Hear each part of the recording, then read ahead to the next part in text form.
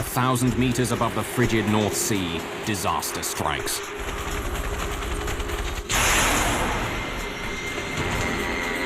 A helicopter is crippled in the middle of a sudden storm. The pilots struggle for control as it sinks helplessly towards the sea. They're far from land, off the radar screens.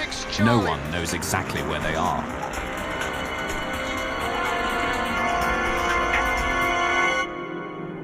In the days that follow, investigators search for the truth hidden in this tangled wreck. The cause of the crash shocks those involved and reveals a hidden danger that reaches far beyond the North Sea. 3,000? Right here. We're not getting any oxygen. We have the terrain alarm. Even tower, Aero Crew 603. We are in an emergency.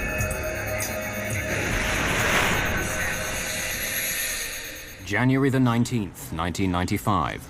Commander Sed Roberts and First Officer Lionel Sole work for Bristow Helicopters in Aberdeen, Scotland. Their job is to ferry oil workers out to the oil platforms in the North Sea. By mid-morning, they've completed one trip already and are getting ready to head back out.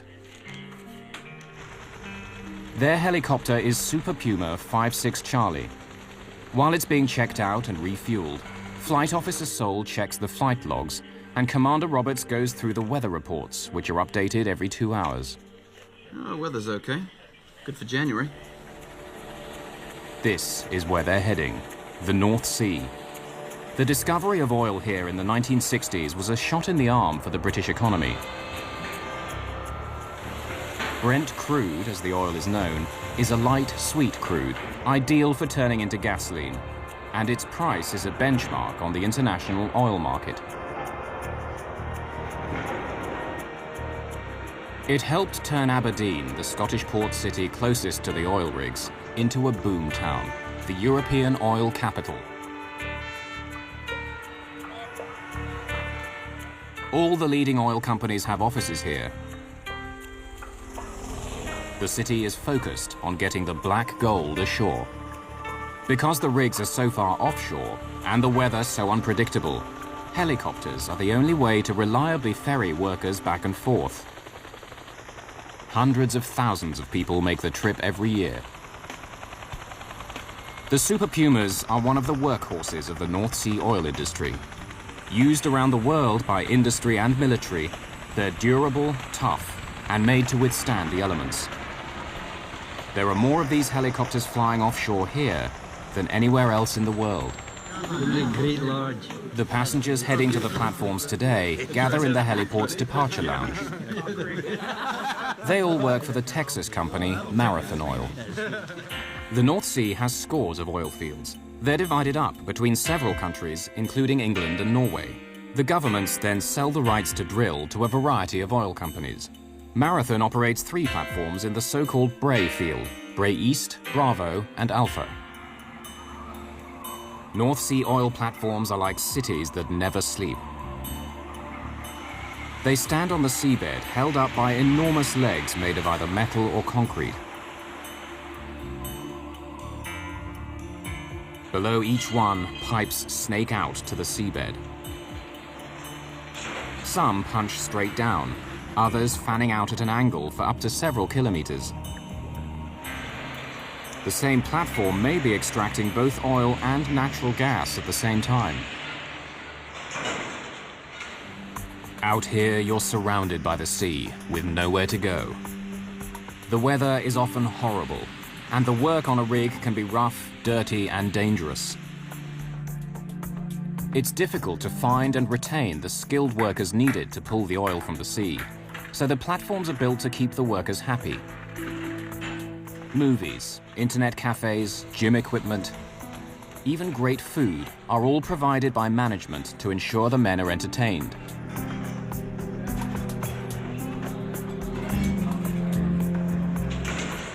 During 12-hour shifts, workers handle heavy equipment and deal with great heights or great depths.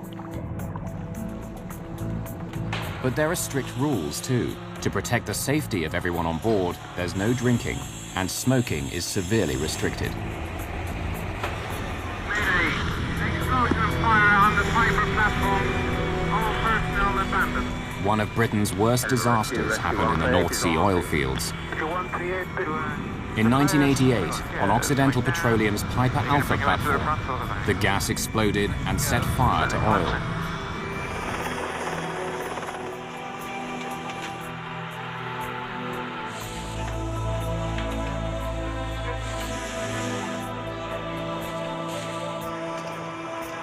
A 167 men died.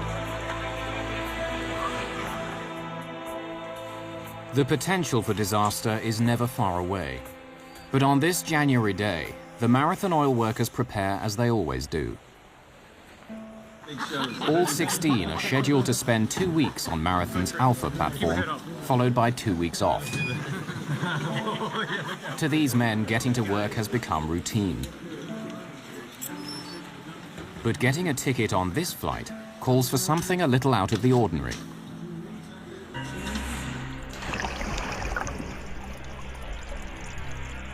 None of them is permitted to board a helicopter without first going through this: helicopter underwater escape training. Their lives may depend on knowing how to get out of a submerged helicopter or oil rig, and knowing what to do once they find themselves in the chilly North Sea. Several accidents over more than 20 years have driven home the point. Training may help a worker survive.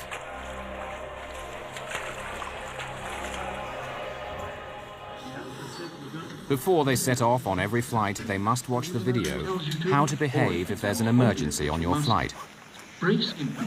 They've seen it all 1,000 times. In an emergency, if time does not permit, just tighten your lap strap and brace for impact. To exit through the windows, pull the red tab to completely remove the rubber seal. The passengers fasten their survival suits. Made of Gore-Tex, these dry suits won't keep them afloat, but are supposed to keep the water out if the workers are thrown into the sea. It can obstruct the forward windows. Their bright colors are also designed to make rescue easier. The trip to the Bray Alpha oil platform is 230 kilometers. If all goes well, it will take little more than an hour.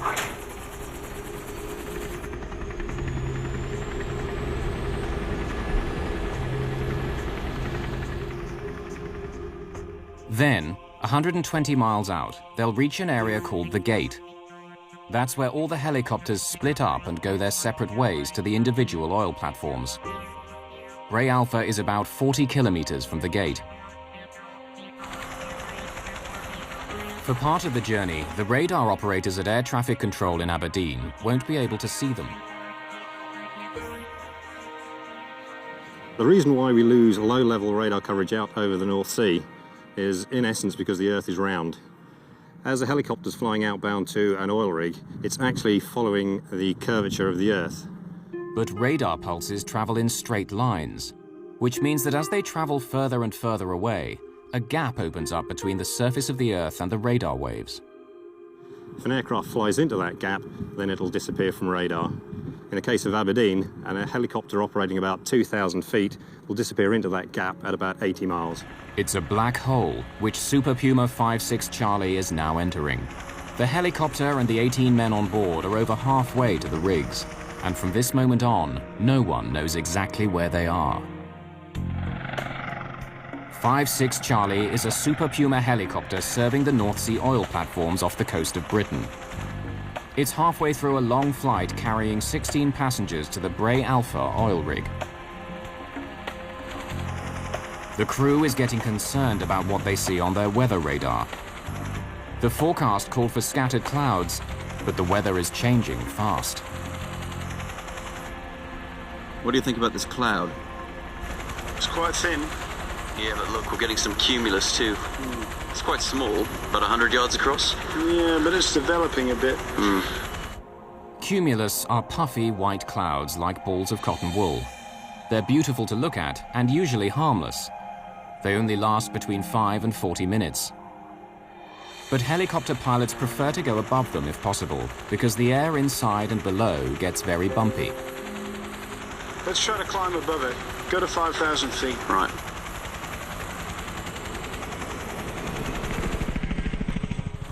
Well, look, there's a line of them. All along the route exactly where we're going. Yeah, we're not gaining anything by this. No.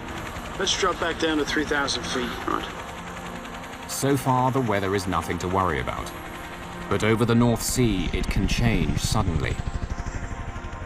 This corner of Europe is where the warm winds from the Atlantic meet the icy blasts from the Arctic and Siberia.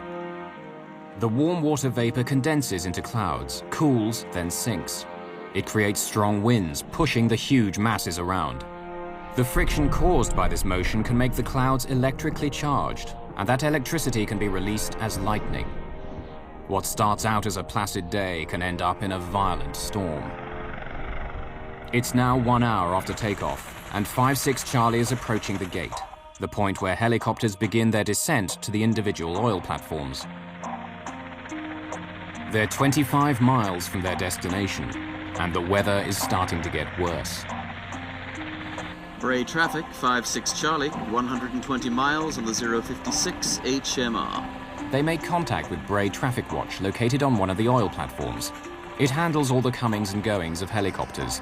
But Bray Traffic doesn't have radar. It has to rely on the pilots to tell them where they are. Leaving 3,000 feet, would you take the flight watch? Roger, 5-6 Charlie, I have your flight watch. Aberdeen information, Bristow's 5-6 Charlie at 120 miles. Leaving 3,000 feet, Bray has the flight watch. Roger, 5-6 Charlie, continue with Bray traffic. Quite suddenly, the weather has changed.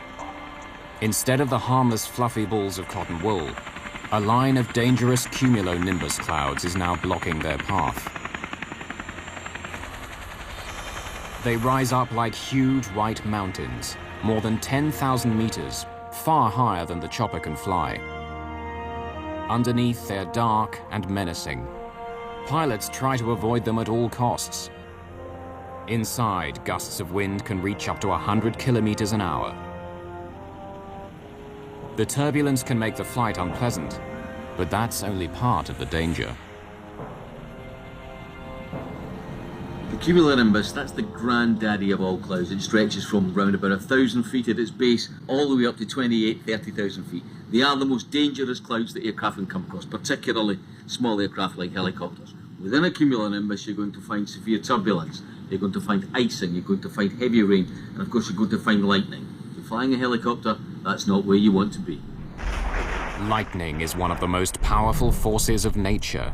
Around the Earth, it strikes an average of 100 times per second, each strike with a power of up to 1 billion volts. Aircraft can't completely avoid it. On average, every passenger jet will be hit once a year by lightning, but the design of the planes helps prevent them being badly damaged. Their bodies are traditionally made of aluminium, which is a good conductor of electricity. The lightning passes harmlessly along the fuselage and exits from the tail. Helicopters use the same type of design to keep safe, and helicopters need it in the North Sea. With such stormy weather and so many helicopters, lightning strikes are inevitable. As they begin their descent, the Super Puma enters the line of clouds that stands in their path. Bits of cloud coming up here. That's okay, it's so green. Let's carry on through that. Green on the weather radar means there's rain, but it's not heavy enough to worry about. What the pilot sees in that is simply like a television screen. On that television screen he has a map, and overlaid on top of that map is a series of banded colours. If there's no rain, he has a blank map. If there's lots of rain and it's heavy, he has lots of red squares on that, and that gives you the idea of the intensity and the location of the rainfall. On board 5-6 Charlie, the weather gets more intense. They begin to get pelted by hail. Hey, where'd this come from? It's coming in through the vent. I thought being inside a beanbag swamped by polystyrene balls. It's so thick. How come the engines are still running? There can't be any air left out there. No. Now another problem. We've got a hard over on the ice detector.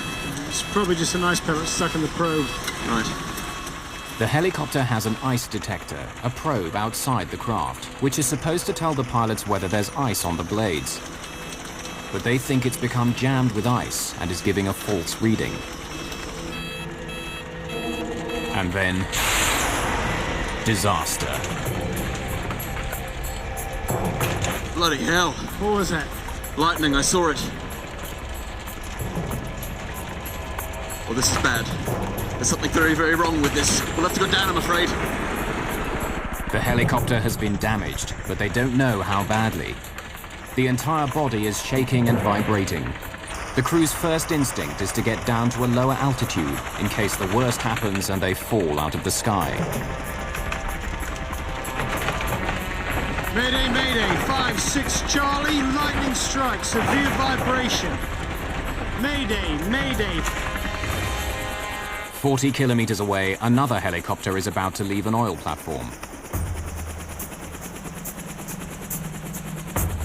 Commander Brian Backhouse is loading passengers onto 5-6 Bravo and preparing to fly back to Aberdeen. That's everyone. All set. Suddenly, the loading officer hears Lionel Sol's Mayday call on his radio. Mayday, Mayday, 5-6 Charlie, lightning strike. Hear that, Mayday, 56 Charlie! Gentlemen, my apologies, but we have to disembark you. We have an airborne emergency on a sister aircraft. Backhouse hurriedly unloads his passengers. He intends to help if he can.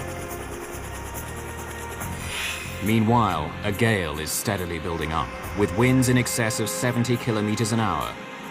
The seas are mounting. The crew of 5-6 Charlie are struggling to keep control of their crippled helicopter. After the initial flash, though, the situation hasn't got worse. The Grampian Freedom is a standby ship positioned near the oil rigs to give oil workers a way to escape if anything goes wrong. Her skipper, John McInnes, hears the helicopter's distress call. We increased the speed to full speed ahead. Everybody was informed about the vessel and told to get ready for survivors to be taken aboard. Back on the Bravo platform, what was a routine flight for Brian Backhouse is about to become a rescue mission.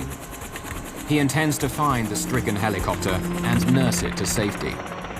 If it crashes into the sea, he'll direct rescue ships to the spot. But they're not sure where to go.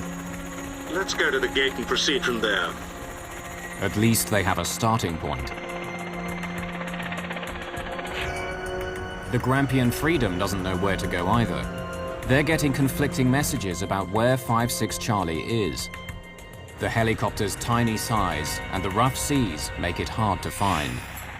On the damaged helicopter, Commander Roberts briefs the passengers. Gentlemen, you are obviously aware of the severe vibration. We've had a lightning strike, so please pull up your hoods, zip up your suits, and prepare for a possible ditching.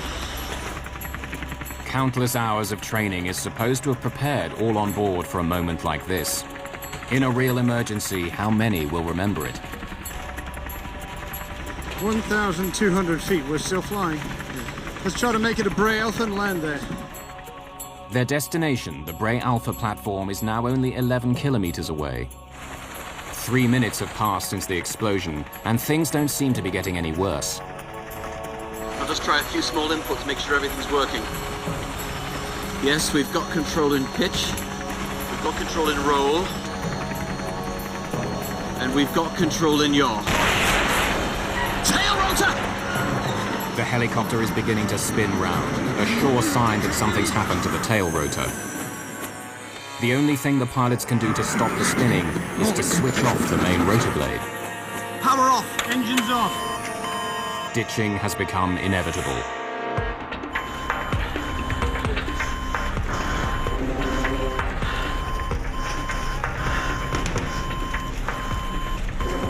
.56 Charlie is falling fast, more than 600 meters a minute, with the main rotor acting like a kind of parachute, the blades being turned only by the air that rushes through them.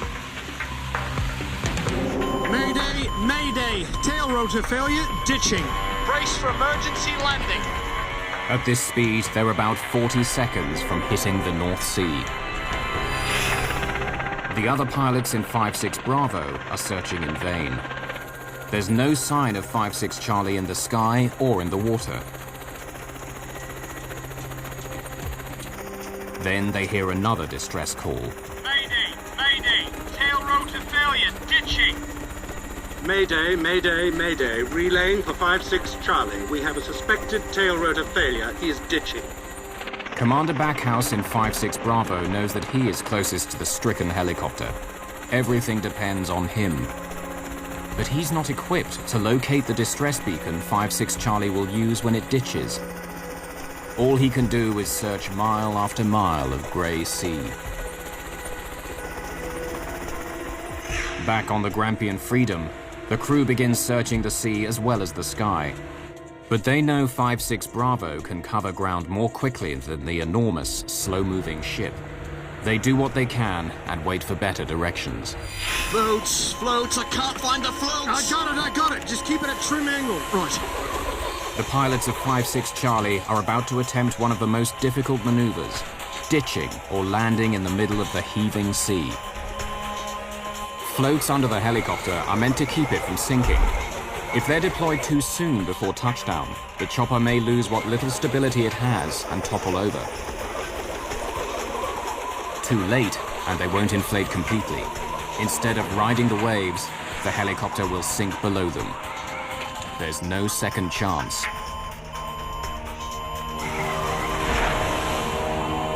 They time it perfectly. We're down. Seems quite stable. They've landed safely, but no one knows if they will stay afloat. Helicopters are top-heavy, and they fear it could keel over and sink at any moment. Let's get out of here! Through the door! They need to get the life rafts out, inflate them, and board them quickly. They fear that if the helicopter rolls over, it will trap them all inside. Lift that end! On the rope! You go back and help with the evacuation. I'm going to shut things down here. Right. I'm going to try one last Mayday call. But the evacuation doesn't go smoothly. When they throw out one of the life rafts, the strong wind blows it back against the helicopter. They can't get into it. Can't get this one down. Can we go on the other side? It's better we all stay together anyway. Off you go! Go on! Go on! Go! Go! Mayday, Mayday. 5-6 Charlie. We are on the water, floating, manning the dinghy. He doesn't mention their position. Make room! Get set! Make room! The raft is dangerously overloaded. There are 18 on board, and it's only meant for 14. Water is already up to their ankles and rising. Once in the raft, they have no way of communicating where they are. For the first time, the pilots are able to see what caused the disaster. The rear rotor blade assembly and gearbox have broken off and are hanging down the side of the helicopter, held on by just a couple of pipes. No one realizes it yet, but in the rush, they've forgotten to bring the distress beacon with them from the helicopter. It sends out a signal that can be picked up by rescuers. Forgetting it could mean the difference between life and death. 2 ropes attach the life raft to the helicopter. They're meant to stop the raft from drifting away, but they'll also drag them down if the helicopter sinks. One of the passengers has a knife. Shall I cut the line? No, not yet. We have a better chance of being spotted if we're close to the helicopter. Problems mount. The passengers are trying to raise the canopy to protect them, but it gets stuck. Without the canopy, they're at the mercy of the waves. And then, the helicopter itself becomes a danger. When the doors were jettisoned, they were supposed to be designed to slip down into the water and sink. Instead, one of them, which has a jagged edge, is floating on the surface, and it's heading straight for the raft.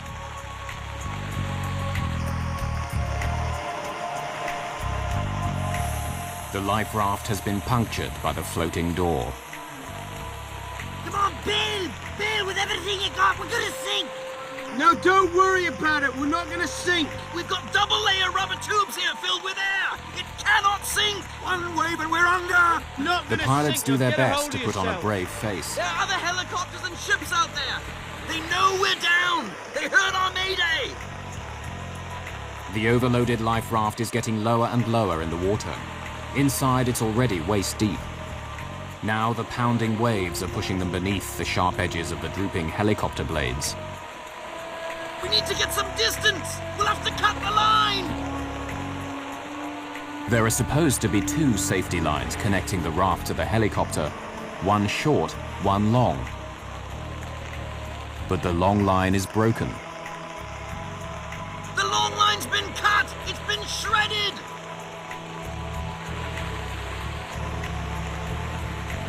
You'll have to cut the short one! The short line is the only thing attaching them to the helicopter. If they cut that, they'll quickly drift away, a tiny raft full of men at the mercy of the sea. But if they don't cut it, the jagged edges of the helicopter could tear their life raft to shreds and sink them all. 18 people have scrambled aboard a life raft after their helicopter crashed into the North Sea. The raft is overloaded. It's been punctured by the jagged metal edges of the helicopter door and is getting lower and lower in the water. They have to get away from the helicopter. Flight Officer Lionel Soule takes the fateful decision and cuts the rope. They begin to drift away into the storm. The conditions are deadly. Most of their survival suits are leaking freezing water. For a person in the water, hypothermia can begin when the temperatures of air and water added together is below 50 degrees centigrade. In the North Sea in winter, the temperature is far below that. Normal muscle and brain functions are quickly affected. The core body temperature will sink, followed by unconsciousness and death. Their chances of rescue are slim. No one knows where they are, just a tiny dot on a vast, turbulent sea.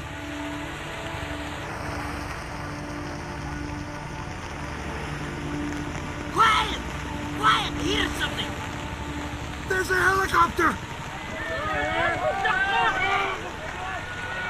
The men are desperate. This could be their last chance. Quickly! Pass me those flares! The flares! In the pocket behind you!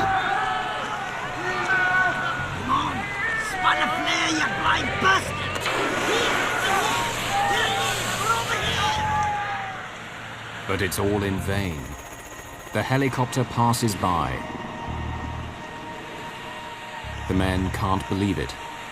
Their only hope is gone. On 56 Bravo, Brian Backhouse can see only grey seas. But suddenly his co-pilot spots something. Contact. Right. 2 o'clock. Okay, Roger. Let's investigate.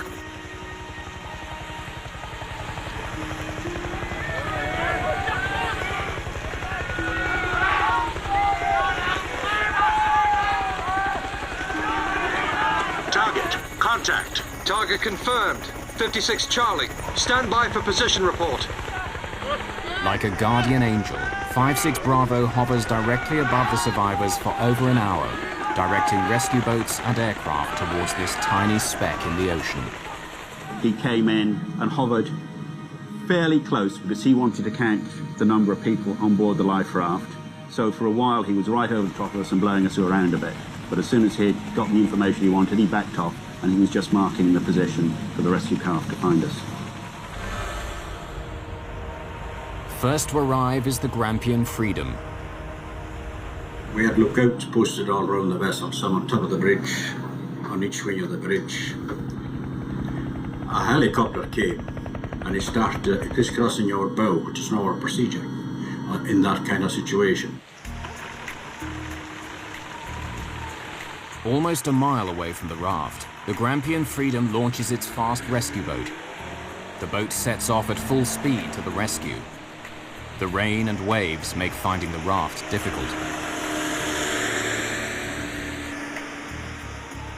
Hey! There's the boat! Coming! No, don't think us! Relax, boys, they know what they're doing!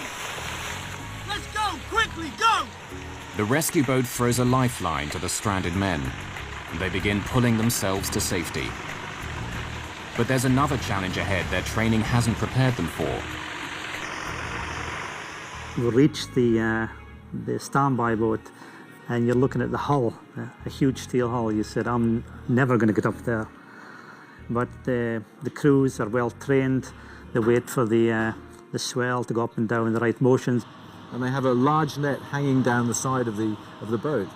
And they said, we're going to come alongside, we'll be on the top of the wave, and when we shout jump, you jump and grab the net. Don't look back because we'll be gone. We came alongside, high up on the wave, grabbed the net, the wave went back down, they were away and they pulled off, and we just climbed the last few feet over the side onto the Grampian Freedom. Later that day, a rescue helicopter winches up 14 of the survivors and flies them back to Aberdeen. 4 of the men, however, never want to travel in a helicopter again, so they refuse to leave the Grampian Freedom.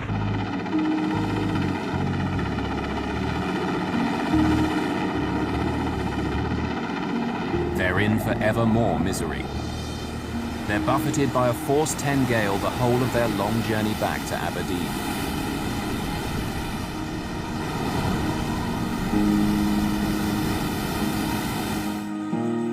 Through their skill and against all the odds, Cedric Roberts and Lionel Sole have saved the lives of all on board.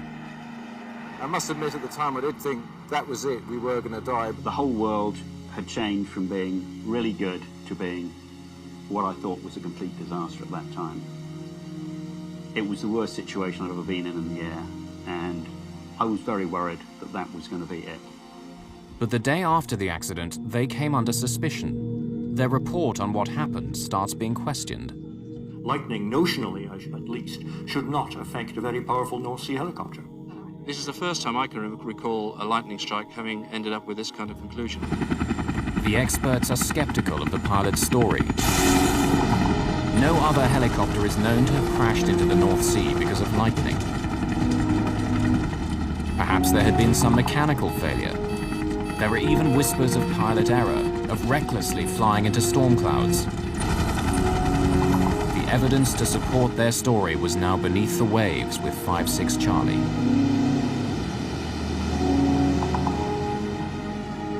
The Air Accident Investigation Branch, Britain's air crash detectives, begins searching for the truth.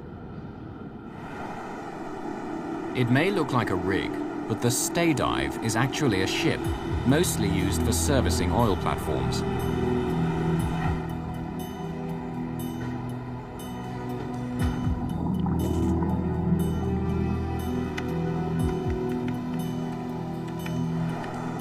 It has 9 powerful engines which keep it stable in almost any weather.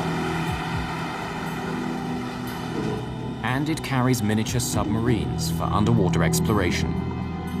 A day after the accident, it's brought in to find and raise the missing helicopter from the bottom of the North Sea. The investigation gets off to a good start. Within a day, the television cameras on board the Stay Dive's 2 submersibles locate what's left of 5-6 Charlie on the seabed. But raising it is a different matter.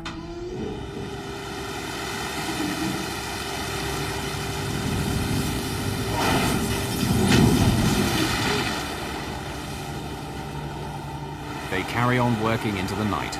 Soon, several pieces of 5-6 Charlie have been recovered, but still not the vital clue, the missing tail rotor. Ed Trimble was the AAIB's lead investigator.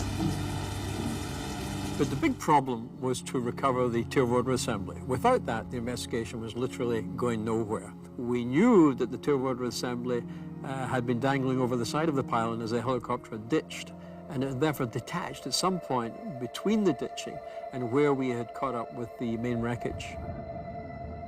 Keeping the Stay Dive going would cost another £20,000 a day. Ed Trimble rang his boss. He was fairly skeptical of our chances. He asked what I thought our chances were of finding the tail rotor, and I, being an eternal optimist, I said 80%, to which he replied, I think you'd be very lucky if you've got a 10% chance of recovering the tail rotor assembly in the North Sea. Ed Trimble stays up all night, relentlessly monitoring the underwater cameras.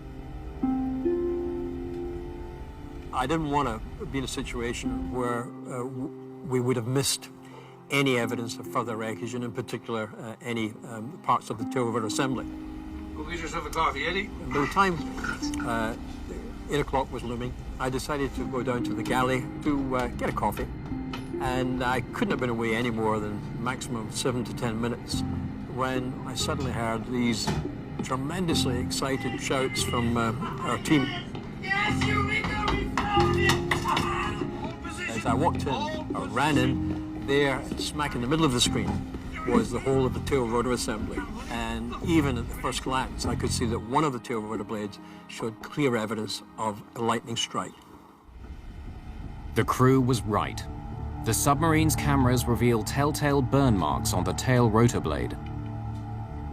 A close look at the wreckage on the deck reveals that two of the main rotor blades were also struck by lightning.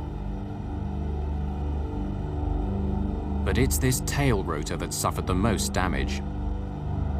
Since lightning is not known to have forced a helicopter to crash into the North Sea before, the question is, why now?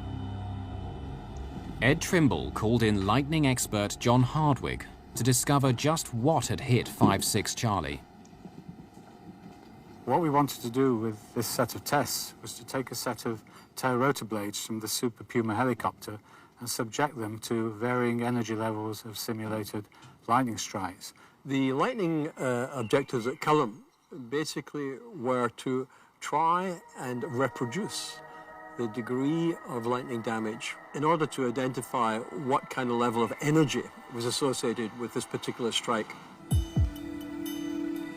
This home video of the tests was taken by Ed Trimble. Representatives of the company that makes the Super Puma were there too. Hardwick ran the blade through several lightning strikes until he was able to reproduce the damage found on the rotor blade.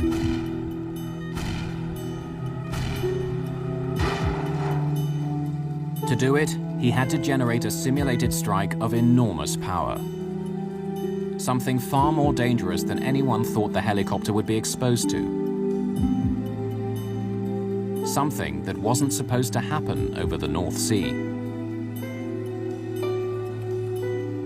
There have been a few incidents over the years, minor strikes, a little bit of damage to the helicopter, but we never expected anything as severe as happened on that day. For one brief instant, it was more than all the electrical power being consumed in the entire United States.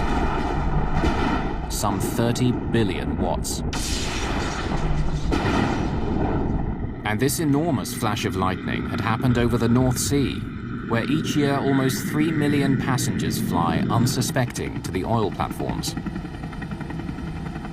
The helicopters we fly are certified to the highest standards. It's the same as you get on a major airliner flying transatlantic.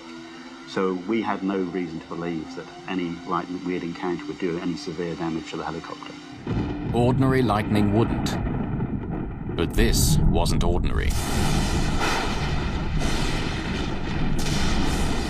A lightning strike generates a huge pulse of energy. We can detect these pulses of energy via multiple transmitters and receivers that are situated throughout Europe.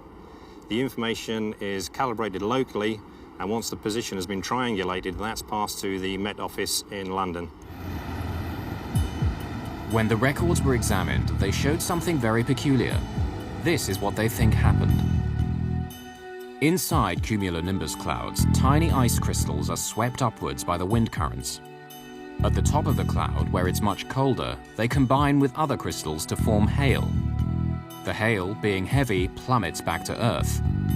On the way down, it hits the rising water crystals, causing friction. The crystals become electrically charged. On that particular day, there was very little in the way of indication that there was any significance in these clouds. We're flying along, everything just seemed very normal. We went through what seemed to us, by comparison to what was around that day, a fairly small cloud. But there was suddenly a lot of snow and ice pellets in the air. I've never seen as much in the way of soft hail pellets in my whole flying career. And the worrying thing was that immediately we knew that obviously there was a high level of energy in that cloud to produce that amount of soft hail, which also meant there was a high chance of there being lightning there. But by that time it was too late. When a helicopter enters the cloud, the sharp tips of its whirling rotor blades cut through these crystals, causing more friction, more electricity, until it's all released in a blinding flash. The records showed that the flash which hit 5-6 Charlie had been the only one recorded over the North Sea that day, caused almost certainly by the helicopter itself.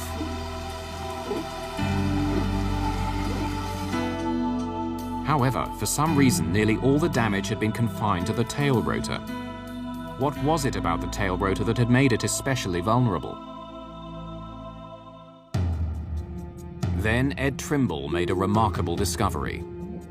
When the Civil Aviation authorities certified the Super Puma as safe, they had missed something important, something which may have caused 56 Charlie to fall from the sky. Safety investigators examined the wreckage of a helicopter which crash-landed in the North Sea. As they study the ruined aircraft more closely, they uncover the cause of the accident. When the British Civil Aviation Authority laid down the Lightning safety standards, they were looking at fiberglass blades, then the normal material for helicopter rotors. But in the 1980s, plane makers began using the new composite materials, like carbon fiber, which were lighter and stronger. In particular, they began making the rotor blades out of carbon fiber instead of fiberglass. It was assumed that the same standards would apply equally to the new blades. In the industry, that's known as read across, and it's very dangerous. In fact, it was the very design of these composite blades which brought down 56 Charlie. Although made of carbon fiber, composite blades have a metal anti-erosion strip glued on to protect the edge. That's where the trouble starts.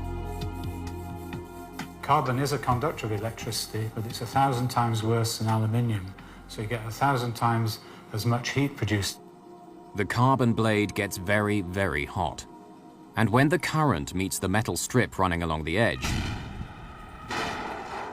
there is furious arcing and sparking, until finally part of the erosion strip explodes. As little as 100 grams of the erosion strip flew off, but it was enough. Without its weight, the rear rotor was unbalanced. That's what caused the vibration felt on board 56 Charlie immediately after the lightning strike. 3 minutes later, when Lionel Sole tested out the controls, the unbalanced blades put the tail rotor under enormous stress. The bolts holding it on snapped. We've lost the tail rotor! Tail rotor's gone! It was like a blowout in a car, only much, much worse. Things at that point were really very, very worrying. We both knew what had happened. We'd lost the tail rotor. And if you don't do exactly the right thing at that point, your life expectancy is very short. It's seconds. We had to do the right thing. We managed to point it into wind, and there was quite a big sea building up. And at 100 feet, I pulled back on the stick to flare the helicopter, slow down its rate of descent, and we were very fortunate at that point. A nice friendly wave came along, and as I leveled the helicopter, a wave came up. We sat on the top of it, and we went down, and it was one of the best landings I've ever done, but that was luck more than judgment. As bad as it was, it could have been worse. The two hydraulic pipes connecting the assembly to the helicopter did not break. These two small diameter pipes had held the mass of the gearbox and tail rotor assembly dangling over the right side of the pylon. Without the weight of the rotor assembly, the helicopter would have tipped forward. Had that tail rotor gearbox and tail rotor assembly completely separated from the helicopter, then all 18 lives would have been lost, because the helicopter would have pitched down irrecoverably and gone into the North Sea. The investigators found the answer to the mystery of a helicopter crash, but they stumbled across a bigger problem, one that affects every air traveler. Investigators believe that 56 Charlie's violent end was caused by a savage lightning strike greater than anything it was built to withstand. And when the lightning hit, it exposed a problem in the carbon fiber blades that made them vulnerable. The tremendous heat created where the carbon fiber met the metal erosion strip could occur again. And the same type of violent reaction could hypothetically take place in any aircraft that has carbon fiber mixed with other materials. Increasingly, aluminium is being replaced with carbon fiber. The world's largest plane, the A380 Airbus, for instance, has over 20%. What will happen if these planes encounter a monster lightning strike? This was the investigators' biggest concern arising out of this Super Puma accident. The findings were unexpected and treated with some skepticism. Though the tests indicated that an unexpectedly large lightning strike hit 56 Charlie, Britain's Civil Aviation Authority refused to accept it. No action was taken to increase the safety standards that these helicopters must meet. I thought that the reaction was poor. There seemed to be a real reluctance on their behalf to accept the evidence. If Britain's air crash detectives are right, there is a real concern facing air travelers. Flashes of lightning far greater than aircraft are supposed to encounter are possible. And aircraft made of newer composite materials are at increased risk. For the Super Puma, though, the lessons have been learned. The design of the rotor blades has been vastly strengthened. The erosion strips are now secured with heavy bolts, and pilots have been instructed to give storm clouds a wider berth. The men who must fly these machines to work are prepared to accept the risks. Well, I think the morning we ditched, we were very, very fortunate because the outcome could have gone horribly wrong, but we survived. We got home. My feelings of that morning was this could never happen to me. Now, when I fly in a chopper, especially in the winter time, if it's going to be buffed about with wind, I sometimes get in the back of your mind, this can't happen to me again. But we've all a choice. We've all a choice either to stop or we carry on. And I'm still there 25 years later, still learning a living. The crash of 56 Charlie was a hair-raising incident that could so easily have ended in tragedy. In the winter of 1995, the skill of Commander Ced Roberts and Flight Officer Lionel Soles saved the lives of their 16 passengers. Roberts and Soles receive an award for their work. The Guild of Air Pilots and Air Navigators recognized their skill and bravery in the emergency landing. Although we received a number of awards after the incident, from various organisations, one thing I received, which is far more precious to me than any of them, was from the daughters of one of my passengers. It was this little card. It says, "Dear Captain Roberts, I can't tell you how much I need to thank you after you saved my dad's life. It took a lot of effort to try to keep calm while you were falling. If you hadn't have got that helicopter in control, my dad maybe wouldn't be here today. Thank you very, very, very much."